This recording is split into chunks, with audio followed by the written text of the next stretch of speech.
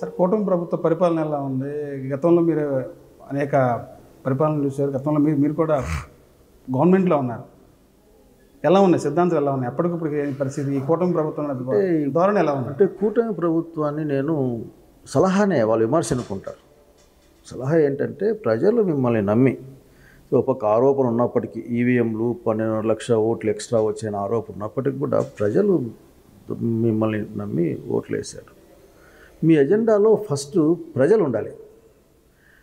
మీరు మీ మాట ఏం చెప్పారు? ప్రజల జీవితాలు దుర్భరం అయిపోయినాయి, ఆర్థిక వ్యవస్థ చిన్నాభిన్నం అయిపోయింది, అసలు వ్యవస్థలే అసలు నాశనం అయిపోయినాయి, రకరకాల మాటలు చెప్పారు. అవన్నీ చెప్పి ఇక్కడికి వచ్చారు. మేము కాబట్టి మా అనుభవంతో మాతో మేము దీన్ని సెటిల్ చేస్తాం, డబుల్ ఇంజిన్ సర్కార్ మాది, ఇక్కడ ఉంటాం అక్కడ ఉంటాం, సంపద సృష్టిస్తాం, సంపద తెస్తామని ఆయన. సో ఎలక్షన్లో అది ఉండాలి. యాక్చువల్గా అయితే ఈరోజు ప్రజల అజెండా ముందు ఉండాలి. ఇంకా తర్వాత అనేక అంశాలు ఉంటాయి పాలిటిక్స్లో, లేకపోతే పరిపాలనలో కొద్దిమంది ఇబ్బందులు పెట్టిన వాళ్ళు వీళ్ళు రకరకాల అంశాలు ఉంటాయి. అవన్నీ కూడా సెకండ్ అజెండాగా ఉండాలి. ఎందుకంటే ప్రజలు ఫస్ట్ అజెండా. ప్రజలు మిమ్మల్ని ఇవన్నీ చూసే కదా. మీరు చెప్పినట్లు ఉదాహరణకి రాష్ట్రం చిన్నాభిన్నం అయిపోయింది, మీ ఆర్థికంగా చిన్నాభిన్నం అయిపోయిందని చెప్పిన రోజున. బట్ ఈ రోజున మరి సంపద సృష్టికర్తలు ఉన్నారు ఇక్కడ. అప్పుడు చెప్పింది మీరు 13 లక్షల కోట్లు ఏదో చెప్పారు మీ మీటింగుల్లో, అట్లా ఇట్లా. ఇప్పుడేమో అసెంబ్లీలో 6.7 లక్షలు చెప్తా ఉన్నారంటే దాదాపు ఒక 5-6 లక్షల కోట్లు మిగిలిపోయినాయి ఇక్కడ అప్పులు లేకుండా. పథకాలు తలుచుకుంటే భయం వేస్తుందంటారు. ఎందుకు? డబ్బులు మిగిలాయి కదా, అప్పుల్లోనే మిగిలిపోయినాయి. ఇది విచిత్రమైన పరిస్థితి. 13 లక్షల కోట్లు అప్పు ఉన్నారు అని చెప్పారు. తీర లెక్కలు చూసుకుంటేనేమో 6.5-7 దాకా ఉన్నట్లుంది. అంటే 4-5 లక్షల కోట్ల రూపాయలు చేతులు మిగిలిపోయినాయి. మరి ఇంక పథకాల అమలుకి అడ్డమే ఉంది. పైగా ఆ రోజున బాబు గారు మాట్లాడినప్పుడు కానీ, లేక సరే పవన్ కళ్యాణ్ వదిలేసేయండి, బాబు గారు మాట్లాడినప్పుడు నాకు తెలుసు ఇవన్నీ ఉన్నాయని తెలుసు. అయినప్పటికీ నేను నా అనుభవంతోనూ నా యొక్క ప్రణాళికాబద్ధమైన జీవితంతోనూ దీన్ని చేస్తాను, ముందు తీసుకెళ్తాను. మళ్ళీ ఇప్పుడు ప్రణాళిక ఏంటంటే ప్రెస్ మీట్ పెట్టి మా దగ్గర డబ్బులు లేవు కాబట్టి ఏం చేయలేం, దయచేసి మీరు మాకు కాస్త టైం ఇవ్వండి. ఇది అన్యాయం. ఇది అంటే ఈ పథకాలన్నీ పూర్తిగా అమలు చేయించే బాధ్యత నేను తీసుకుంటానని చెప్పి ఆ రోజున పవన్ కళ్యాణ్ గారు పదే చెప్పారు. నేను చెప్పేది పవన్ కళ్యాణ్ ఎవరికి చెప్పారు? ప్రజలకు మాట ఇచ్చినప్పుడు నిలబెట్టుకునే ప్రయత్నం చేయాలి. ఒక్కోసారి నిలబెట్టుకునే ప్రయత్నంలో సఫలం కాకపోవచ్చు, that is different issue. But నిలబెట్టుకునే ప్రయత్నమే చేయాలి. కనిపించడం లేదు. సో నేను కూటమి ప్రభుత్వం అంటే ఇందులో బీజేపీ కూడా ఉంది. అసలు వీళ్ళ డబ్బులకి ఇంత ఇబ్బంది పడాల్సిన అవసరం లేదు. ఎందుకంటే వీళ్ళ ప్రభుత్వమే పైన ఉంది. నిర్మలా సీతారామన్ మోడీ గారితో కలిపి ఆఖరికి ఈ రాష్ట్రానికి ఒక 50,000 కోట్లు అని తెచ్చుకుంటే అయిపోయేది. బీహార్ లాగా దానిలాగా తెచ్చుకుంటే అయిపోయేది. లేకపోతే సంవత్సరానికి ఇంత తెచ్చుకోవచ్చు. But this is not the issue. తెలిసి మాట ఇచ్చారు, బాగు చేసుకుంటామని మాట ఇచ్చారు. మా దగ్గర లేదు కాబట్టి క్షమించండి అంటే అర్థం అదే మాట వచ్చిందనుకో, అటువంటి మాట మాట్లాడితే ఇది భావ్యం కాదు. ఇప్పుడు సూపర్ 6ని ఫ్లాప్ అంటే కోపం వస్తుంది మీకు, ఎందుకంటే అది కోపం రావచ్చు. ఇప్పటికీ సూపర్ 6లో కొన్ని పథకాలు అమలు చేసామని చెప్తున్నారు. 80% పథకాలు అమలు చేసామని చెప్తారు. ఏంటి 6లో మీకు తెలుసు? ఇప్పటికే ఈ ప్రభుత్వం మంచి ప్రభుత్వం అని చెప్పి డోర్ టు డోర్ స్టిక్కర్లు కూడా చేస్తున్నారు. ఇప్పుడు మంచి ప్రభుత్వాన్ని మనం స్టిక్కర్ వేసుకోవడం, ఈ మధ్యకాలం చూస్తున్నాను అందరూ స్టిక్కర్లు సెల్ ఫోన్లో కూడా కనిపించుకోవడం, నేను ట్యూన్లో పెట్టుకోవడం, అన్నీ కాదు. ప్రజలు ఒకే ఒక ఇండికేటర్ చెప్తాను నేను, మీరు ఎట్లా ఉంది పరిపాలన అన్న అంశం పైన. భారతదేశంలో కొనుగోలు శక్తి బాగా తగ్గిన రాష్ట్రం ఆంధ్రప్రదేశ్. ఒకప్పుడు బాగా కొనుగోలు ఎక్కువ ఉన్న రాష్ట్రం ఆంధ్రప్రదేశ్. బట్ ఈ రోజున కొనుగోలు శక్తి తగ్గిపోయి ఆఖరి 2-3లో ఉండిపోయింది. అట్లాగే కేంద్ర ప్రభుత్వం నుంచి డబ్బులు ప్రాయోజిత కార్యక్రమాల్లో డబ్బులు స్పాన్సర్డ్ ప్రోగ్రామ్ డబ్బులు తెచ్చుకోవడం, దాంట్లో 5,000 కోట్లు 5,500 కోట్లు తెచ్చుకున్నారు. పక్కనున్న తెలంగాణ అంటే మన అన్న సోదరుల రాష్ట్రం తెలంగాణలో 10 కోట్ల పైన 10,000 కోట్ల పైన వచ్చింది. It shows. బట్ మీరు మ్యాచింగ్ గ్రాంట్ అని లేకపోయిండాలి, లేకపోతే మీరు ఈ పరిపాలన దాంట్లో ఆఖరికి అలసత్వం అన్న ఉండాలి. సో ఈ దావోస్ సంబంధించి నారా లోకేష్ గారు కొన్ని వ్యాఖ్యలు చేశారు. దావోస్ వెళ్ళినప్పుడు పెట్టుబడిదారులు జగన్మోహన్ రెడ్డి మళ్ళీ అధికారంలోకి రాడు అని మాకు హామీ ఇస్తే మేము పెట్టుబడులు పెడతామంటున్నారు. జగన్ రాడు అని చెప్పి మాకు అష్యూరెన్స్ ఇస్తే మేము పెట్టుబడులు పెడతాక సిద్ధం అని చెప్పి అన్నారు. ఆంధ్రప్రదేశ్ రావడానికి భయపడుతున్నారు పెట్టుబడిదారులు అంటారు. అలా చూస్తారు. నేను బహుశా లోకేష్ గారు ఏ కాంటెస్ట్లో ఎట్లనో నాకు తెలియదు, కానీ ఎట్లా ఇస్తారు ఎవరైనా కానీ. డెమోక్రసీ ఇది. డెమోక్రసీలో ఎవరైనా కానీ హెల్ప్ చేస్తారు. నెక్స్ట్ టైం రారు అని చెప్పడానికి ఏమన్నా ఎవరు అట్లా హౌ ఇట్ ఈజ్ పాసిబుల్? బహుశా ఆ విధంగా ఇండస్ట్రియలిస్టులు అడుగుతారని అనుకోవడం లేదు. ఎందుకంటే వాళ్ళకి తెలియదా?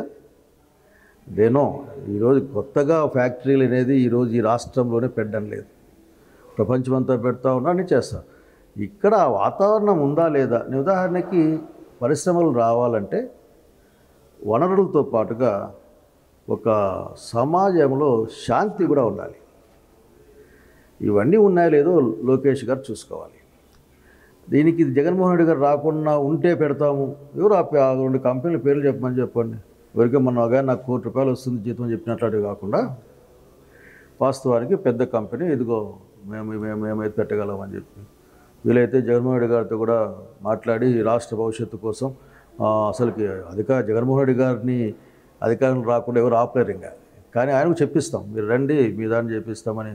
ఎందుకంటే ఒక యాక్టివ్గా పీపుల్ ఓరియంటెడ్గా ప్రజల పక్షాన మాట్లాడుతూ ఎస్ అసలుకి ప్రజల రాష్ట్రపాలకు ఉపయోగపడుతుంది, దీని సంపద పెరుగుతుంది, ఉద్యోగాలు వస్తాయి, నేను కూడా మీకు సహకారం ఇస్తానని చెప్పిద్దాం. అడుగుదాం, నాకు కూడా కొత్త ఏం కాదు, అడుగుదాం. సో ఇట్లా ఊరికే మాటలు అట్లా ఉండదు. బిజినెస్ అట్లా ఉండదు. వాడికి బిజినెస్ పెట్టుకునే అవకాశం ఉందా లేదా? వ్యాపారం జరుగుతుందా లేదా? అందులో కొనుక్కునే శక్తి అని ఉందా లేదా? అసలు కొనుగోలు శక్తి లేకపోతే నువ్వు పెట్టి ఏం వ్యాపారం చేస్తాడు దగ్గరికి? ఉపయోగం లేదు. కాబట్టి ఇవన్నీ అంటే మాట మాట్లాడచ్చు. మరి ఏ కాంటెస్ట్ నాకు తెలియదు, కానీ అటువంటి మాటలు మాట్లాడంటే మాత్రం నేను చేయగలిగింది ఏం లేదు. కస్తూర్బా స్కూల్ అనేది డ్రీమ్ ప్రాజెక్ట్ మీకు ఎలా వచ్చింది ఐడియా? ఈ రోజున ఆ కస్తూర్బా దాంట్లో ఎంతోమంది చదువుకున్న స్టూడెంట్స్ చాలా ఉన్నతమైన స్థాయిలో వచ్చారు. అది నాట్ మై, నేను నా డ్రీమ్ ప్రాజెక్ట్ చెప్తే అబద్ధం. అది గవర్నమెంట్ ఆఫ్ ఇండియా ఆ రోజున యూపీఏ గవర్నమెంట్ చేసిన ప్రాజెక్ట్.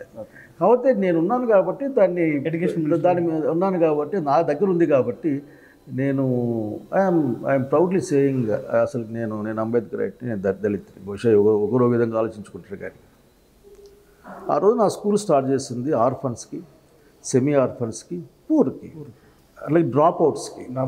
ఈ దేశంలో డ్రాప్ అవుట్లు ఎవరి దగ్గర ఉంటాయి?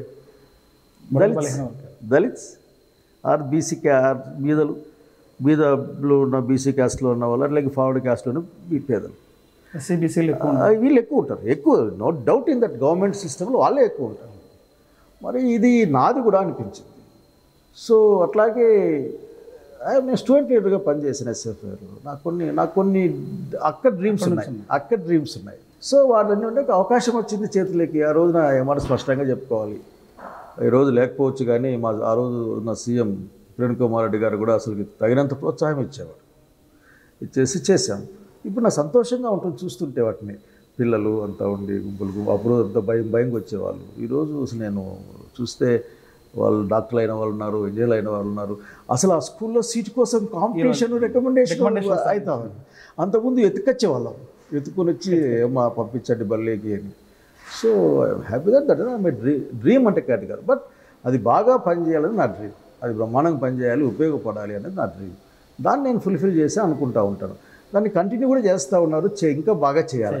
అసలుకి ఇంటర్మీడియట్ దాకా అక్కడెక్కడ పెట్టారు, అన్ని చోట్ల ఇంటర్మీడియట్ పెట్టాలి, డిగ్రీ కూడా. ఎందుకంటే ఆడపిల్ల ఇంటర్మీడియట్కి ఎక్కడికి పోవాలి, సో డిగ్రీ కూడా పెట్టాలి.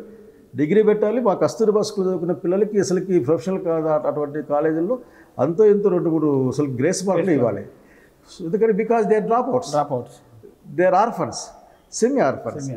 సో నా డ్రీమ్ కాదు అది, బట్ అది బాగా పనిచేయాలన్నా అనేది మన డ్రీమ్. ఆ టైంలో మీరు ఉన్నప్పుడు మీ డ్రీమ్ అనేది ప్రపోజల్ పెట్టారు, సక్సెస్ అయింది అంటే ప్రజలు అట్లా అనుకుంటుంటారు, చూసినట్టు అనుకుంటుంటారు. బట్ సో మెనీ అనేక గవర్నమెంట్ ప్రోగ్రామ్స్ ఉన్నాయి, బట్ దట్ మోర్ ఎఫెక్టివ్. అట్లా చాలా చేసాం అప్పట్లో. అంటే మాకు ఈ ప్రచారం తెలియదు, చేసి ఇప్పటికీ ఆ కోరిక మాకేం లేదు. అడిగాడు చెప్తున్నాను, మేము చిన్నారి చూపని అక్కడికి ఎన్ని లక్షల మంది కళ్ళకు అద్దాలు చేయించాం, అక్కడికి మొత్తం టెస్ట్ చేయించాం, ఆపరేషన్లు చేయించాం. అసలు అనుకుంటే భయం వేస్తుంది. అసలు అంత పెద్ద ప్రాజెక్టు ఎట్లా చేసాం అంటే అడిషనల్ ఫండ్స్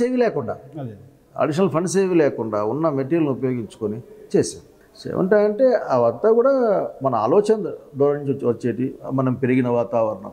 అట్లాగే ఇందులో వామపక్ష భావజాలాన్ని కూడా మనం పక్కబెట్టడం లేదు. ఎందుకంటే ఎంతో కొంత నా నిర్ణయాల్లో అది బయటకు వస్తూనే ఉంటుంది ఆటోమేటిక్గా. So that is the thing. But I'm very happy. ఇంకా కస్తూర్బా స్కూల్ పట్ల చాలా ప్రేమ చూపించిన ప్రభుత్వాన్ని కోరుతాను. ఏ ప్రభుత్వం above the politics, it is good. దాన్ని స్ట్రెంథెన్ చేయండి, ఎక్స్టెండ్ చేయండి.